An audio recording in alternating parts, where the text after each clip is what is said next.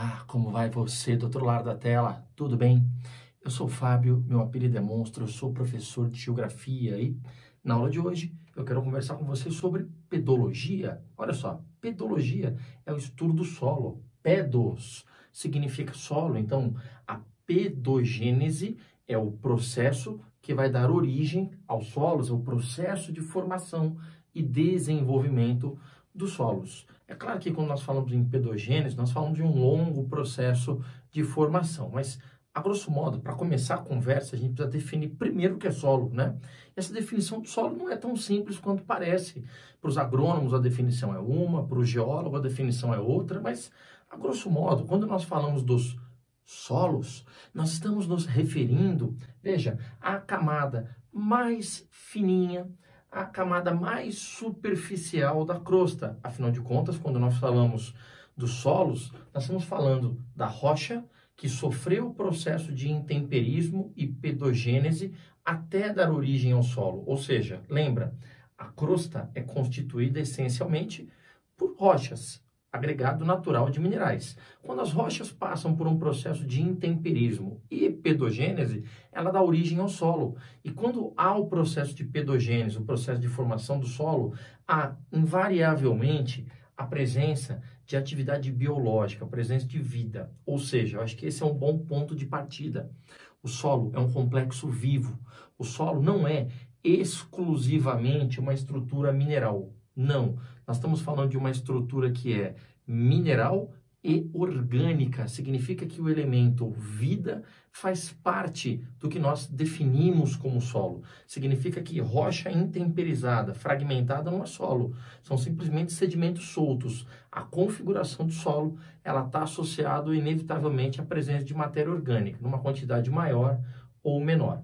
Tá bom? Beleza? Vamos lembrar que normalmente em solos de maior fertilidade, né? Como é que você pode definir um solo fértil? Ora, solos férteis são aqueles solos onde tudo que você planta se desenvolve. Vamos lembrar que cada cultura agrícola, cada tipo de vegetação tem uma necessidade nutricional específica. Então, se tudo que você planta desenvolve, significa que naquele solo há uma grande variedade de nutrientes ou nutrientes dos mais diversos que atendem às mais variadas necessidades nutricionais de plantas e culturas agrícolas das mais diversas. Então, normalmente, quanto maior a atividade biológica, quanto mais matéria orgânica, normalmente mais nutrientes, normalmente maior a fertilidade do solo, tá bom? Olha só, então nós estamos falando que o solo é uma estrutura mineral e orgânica e essa, portanto, é a constituição do solo ideal, ou seja, o solo ele é constituído por matéria orgânica, ele é constituído por água na sua estrutura, ele é constituído por ar nos poros do solo e ele é constituído por minerais. Normalmente, essa camada de solo aqui, ó, a camada A, aqui no solo nós chamamos de camada, nós chamamos de horizontes. Então, aqui no horizonte, normalmente no horizonte A, é onde nós temos a camada mais equilibrada de solo. E um chamado solo ideal, um solo equilibrado, ele é constituído, grosso modo, ó, 4% por matéria orgânica, 46% por minerais, constituindo 50% do solo.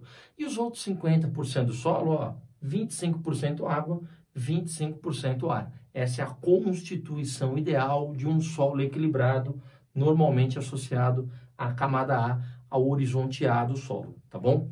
Outro aspecto importante, vamos lembrar que os minerais do solo, o tamanho dos minerais, dos grãos que compõem o solo, acabam definindo essa estrutura de água, ar e matéria orgânica. Porque, ó, olha só, os minerais eles podem ser do tamanho de um cascalho, areia grossa, areia média, areia fina, o silt e a argila, que dentre os grãos que compõem o solo é o que tem o menor diâmetro. Então, o cascalho tem um diâmetro muito maior, a argila tem um diâmetro muito menor. Então, normalmente um solo mais argiloso, como ele é constituído por grãos de pequeno diâmetro, normalmente solos mais argilosos são solos mais compactos.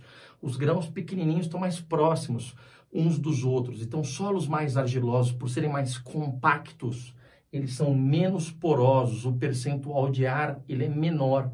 E normalmente um solo argiloso, ele é hidromórfico, ele absorve, ele retém mais água. Então, solos mais argilosos, constituídos por argila, um grão de mínimo diâmetro, normalmente tem menos poros, portanto, menos ar e, portanto, maior o quê? Armazenamento, maior retenção de água no solo. Cuidado, eu não estou falando de aquífero, hein? Os aquíferos são estruturas rochosas com água armazenada. Aqui eu não estou falando de aquífero, não estou falando de rocha, estou falando somente do solo. Agora, quando o solo ele é um solo mais arenoso, a areia já é constituída por grãos de diâmetro maior, tamanho maior. Então, normalmente um solo mais arenoso, ele é mais poroso. Então, como ele é mais poroso, você tem a maior circulação de ar. Portanto, o armazenamento de água em solos mais arenosos, ele é muito menor. O solo arenoso, ele retém menos água. E, por tabela, é um solo com maior dificuldade para fixação de matéria orgânica. Então, o solo arenoso, para ele se desenvolver, para haver fixação de matéria orgânica, ele demanda muito tempo. Por isso que, normalmente, os solos mais arenosos, eles são solos mais frágeis, né? O processo de estruturação desse tipo de solo arenoso, ele é muito mais demorado, tá bom? Então, o percentual de água, de ar, de matéria orgânica está intimamente associado ao tipo de mineral, ao tamanho dos minerais que constituem o solo. Tudo bem? Beleza até aqui? Muito bem. Do lado de cada lousa, eu trouxe para vocês dois perfis pedológicos. O que são perfis pedológicos? São dois cortes no solo. Nós temos dois cortes no solo, onde nós vamos analisar a profundidade do solo, a espessura das camadas e as próprias camadas, que são os horizontes. Quando eu falo em profundidade do solo, é a distância da superfície até o horizonte R. O horizonte R é o não solo, o horizonte R é a rocha fresca, é a rocha mãe, é a rocha base, é a rocha matriz, que ainda não sofreu intemperismo, ainda não sofreu pedogênese. Então, quanto maior a distância da superfície até a rocha matriz, maior a profundidade do solo. Normalmente, solos mais profundos, normalmente são tidos como solos mais evoluídos, solos mais desenvolvidos. São solos que sofreram mais intemperismo, mais pedogênese. E os solos onde a distância da superfície até a rocha é uma distância menor, são solos menos profundos ou simplesmente solos o quê? Solos mais rasos. São solos menos evoluídos, são solos menos desenvolvidos.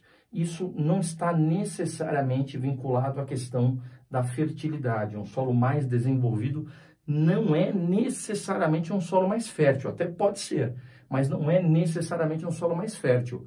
Nós temos exemplos de solos menos desenvolvidos e férteis e exemplos de solos mais desenvolvidos com menor fertilidade. Então, vamos tomar cuidado, tá bom? Olha só. Primeiro, além de analisar a profundidade, você já percebeu de primeiro que esse solo ele é mais profundo porque tem maior distância da superfície até a rocha, e aqui a distância é menor. Então, maior profundidade, solo mais desenvolvido, menor profundidade, solo menos desenvolvido. E o que gera desenvolvimento?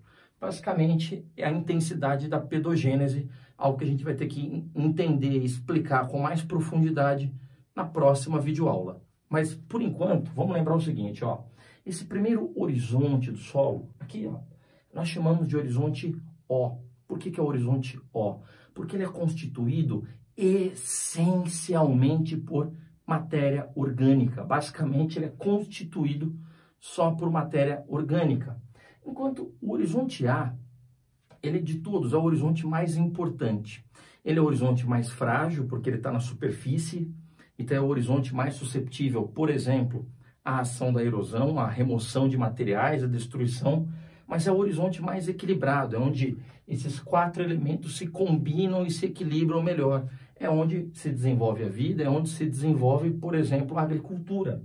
Vamos lembrar que no horizonte A é importante porque ali tem muita atividade biológica, ali tem muita matéria orgânica, pois essa matéria orgânica no horizonte O, ela vai se decompor. E quando a matéria orgânica do horizonte O, ela se decompõe, essa matéria orgânica ela é absorvida pelo horizonte A. Uma parte dessa matéria orgânica até pode chegar ao horizonte B, pode até chegar num horizonte E, que é um horizonte intermediário, e alguns tipos de solo têm o horizonte E também, mas, a grosso modo, a maior parte da atividade biológica, da matéria orgânica decomposta, está associada, inevitavelmente, ao horizonte A. É o nosso horizonte mais equilibrado, é o horizonte mais importante, é onde nós encontramos os 4 elementos fundamentais do solo em equilíbrio: água, ar, matéria orgânica e minerais, tá bom? Percebam que a espessura do horizonte A, no solo desenvolvido, ele é sempre maior do que num solo menos desenvolvido. Pode ver que aqui, ó, alguns horizontes eles nem existem. Em alguns casos você tem 1 ou 2 horizontes só. Geralmente, quanto maior o desenvolvimento, maior a quantidade de horizontes. O horizonte B, ele é um horizonte mais compacto. O predomínio é uma concentração de minerais maior.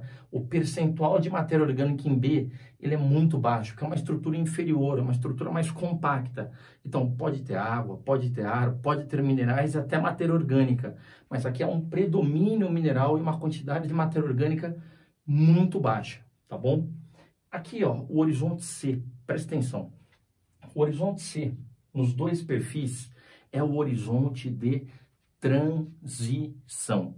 Ou seja, por que a gente chama de horizonte de transição? Porque, percebam, o C, ele tem fragmentos de rocha, mas nós temos também uma estrutura de solo em formação. É onde está acontecendo agora o intemperismo.